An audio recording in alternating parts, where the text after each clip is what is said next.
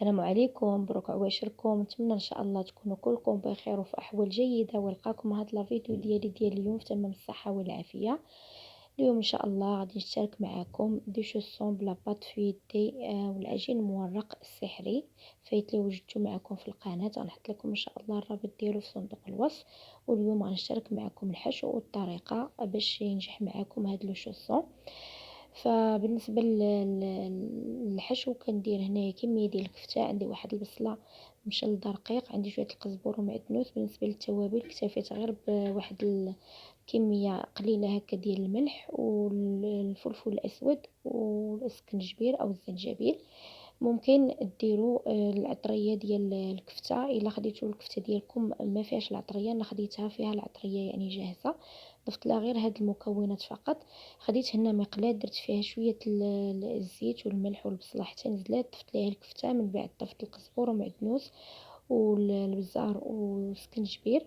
غادي نخلط الكل حتى كتنشف ليا هاد الكفته من السوائل وكتبقى فيها غير ديك الزويته ديالها.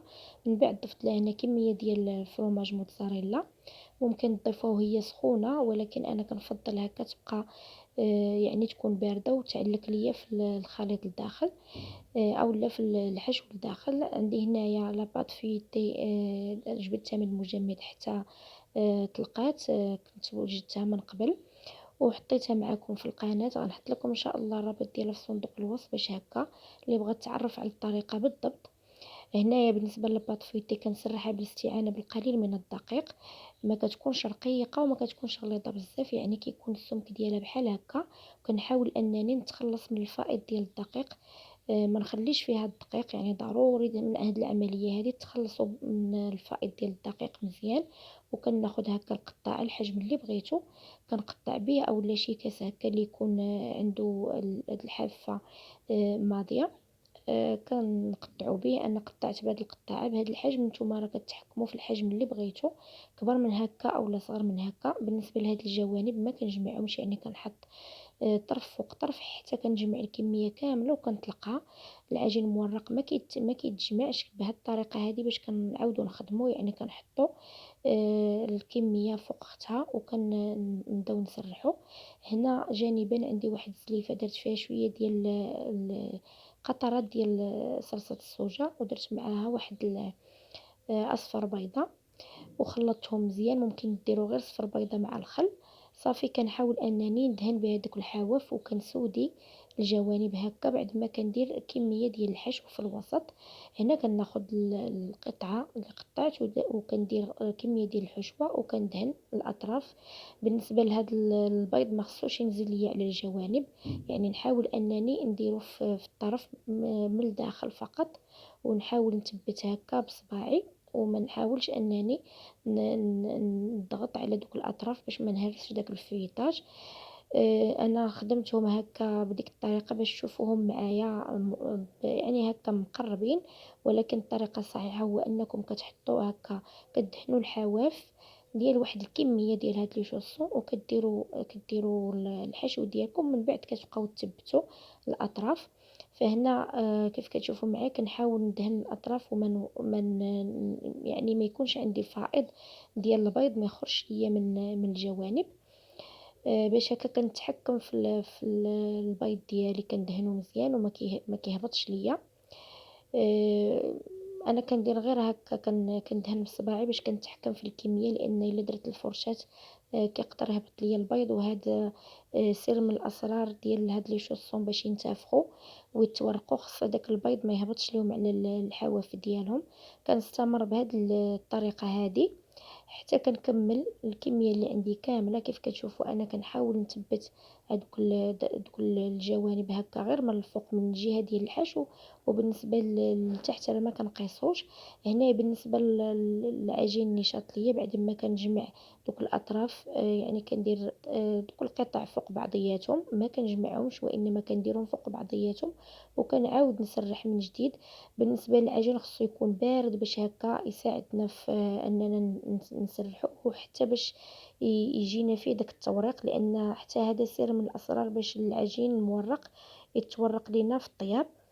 فإلا بان لكم العجين ديالكم هكا خدا حرارة المطبخ حاولوا انكم تحطوه شويه في الثلاجه حتى يعاود يبرد، ومن بعد سرحوه وقطعوه.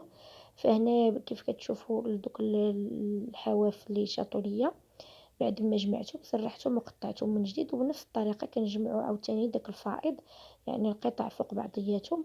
كيف ما ممكن انكم تستغلوهم بهذه الطريقه اللي غنوريكم. كنقطع هكايا قطع عشوائيه هكا طويله، اولا نخليهم هكاك مربعين، وكندهنهم بالبيض، وكنغطس الوجه ديالهم في السكر، اولا كنرش الوجه ديالهم بحبوب الخشخاش، اولا اللي توفر عندنا الزنجلان اللي بغيتو.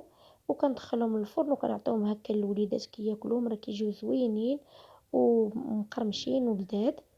هنا بعد ما كملت الكميه اللي عندي كامله كندهن الفوق ديالها. كنحاول انني ندهن غير ديك القبعه اللي فيها الحشو، كندهنها بداك الخليط ديال البيض.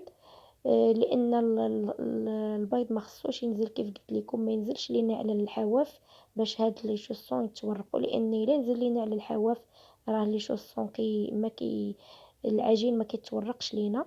صافي هنايا كنرش بالحبوب ديال الخشخاش اولا البافو، كيبقى اختياري.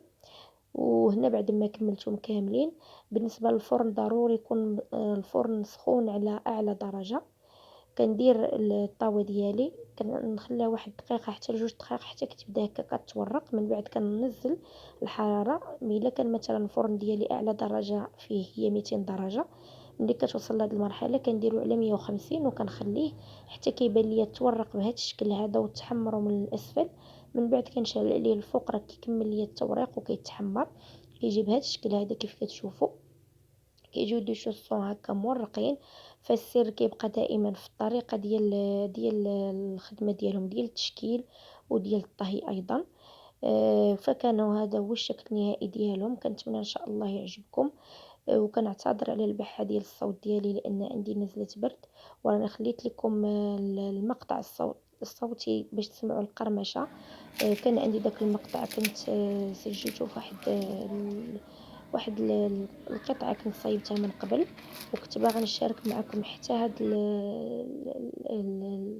الشكل ديال هادو، ولكن المقطع كان فيه شويه ديال الضجيج ما غاديش تسمعوه، لذا اكتفيت انني نحط غير المقطع اللي كان عندي سابقا. فراه كتجي عجينه ناجحه ومقرمشه. كنتمنى ان شاء الله تعجبكم وتجربوها.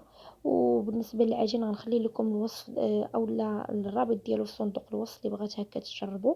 ونتلاقاو في فيديو جديد وصفه جديده على قناتي باذن الله.